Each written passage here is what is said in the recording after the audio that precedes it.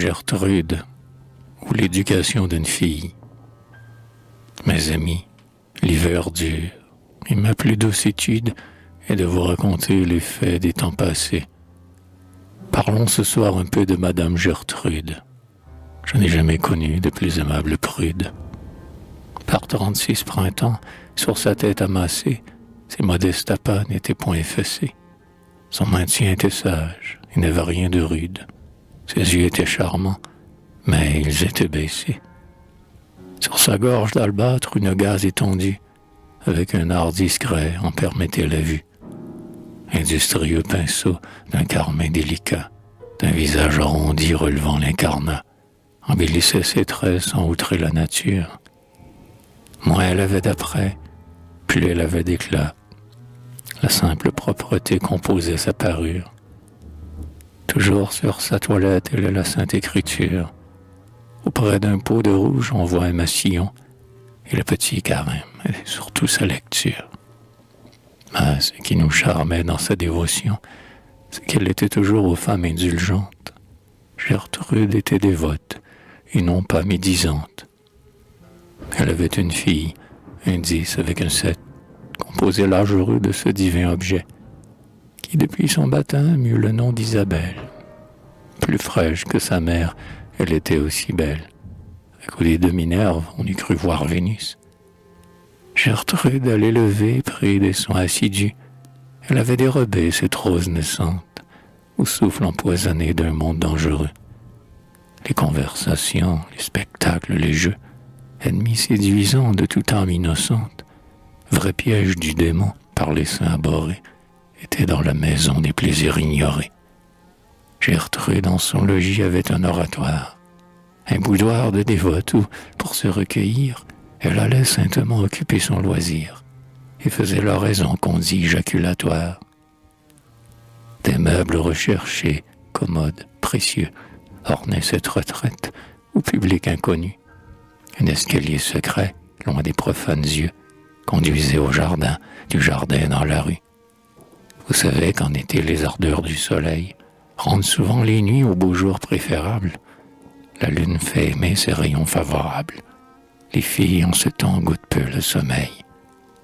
Isabelle, inquiète, en secret agitée, qui de ses 17 ans doucement tourmentée, respirait dans la nuit sous un ombrage frais, en ignorait l'usage et s'étendait auprès. Sans savoir l'admirer, regardait la nature.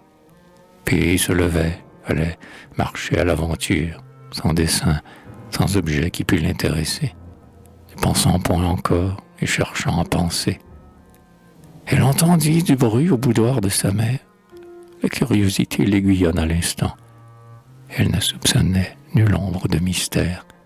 Cependant, elle hésite, elle approche en tremblant, posant sur l'escalier une jambe en avant, étendant une main, portant l'autre en arrière, le cou tendu, l'œil fixe et le cœur palpitant, d'une oreille attentive avec peine écoutant. D'abord, elle entendit un tendre et doux murmure, des mots entrecoupés, des soupirs languissants. « Ma mère a du chagrin, dit-elle entre ses dents, et je dois partager les peines qu'elle endure. » Elle approche, elle entend ces mots pleins de douceur. « André, mon cher André, vous faites mon bonheur. » Isabelle, à ces mots pleinement se rassure. « Ma tendresse, dit-elle, a pris trop de soucis. Ma mère est fort contente, et je dois l'être aussi. » Isabelle, à la fin, dans son lit se retire, ne peut fermer les yeux, se tourmente et soupire.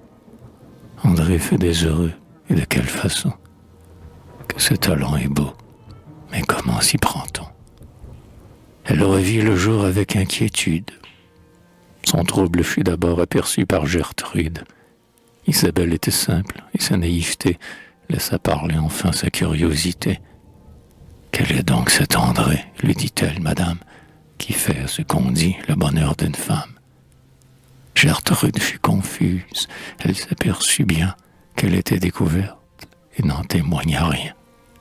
Elle se composa, puis répondit. « Ma fille, il faut avoir un saint pour toute une famille. Et depuis quelque temps, j'ai choisi Saint-André. Je lui suis très dévote. Il m'en sait fort bon gré. Je l'invoque en secret, j'implore ses lumières. Il m'apparaît souvent, la nuit, dans mes prières. C'est un des plus grands saints qui soit en paradis. Quelque temps de là, certain monsieur Denis, jeune homme bien tourné, fut épris d'Isabelle. Tout conspirait pour lui. Denis fut aimé d'elle. Et plus d'un rendez-vous confirma leur amour. Gertrude en sentinelle entendit à son tour les belles oraisons, les antiennes charmantes qu'Isabelle entonnait quand ses mains caressantes pressaient son tendre amant de plaisir enivré. Gertrude les surprit et se mit en colère. La fille répondit « Pardonnez-moi, ma mère, j'ai choisi Saint-Denis, comme vous Saint-André. » Gertrude, dès ce jour plus sage et plus heureuse, conservant son amant et renonçant au sein, quitta le vain projet de tromper les humains. On ne les trompe point, la malice envieuse porte sur votre masque un coup d'œil pénétrant. On vous devine mieux que vous ne savez feindre. Et le stérile honneur de toujours vous contraindre ne vaut pas le plaisir de vivre librement. La charmante Isabelle, au monde présentée, se forma, s'embellit, fut en tout lieu goûtée.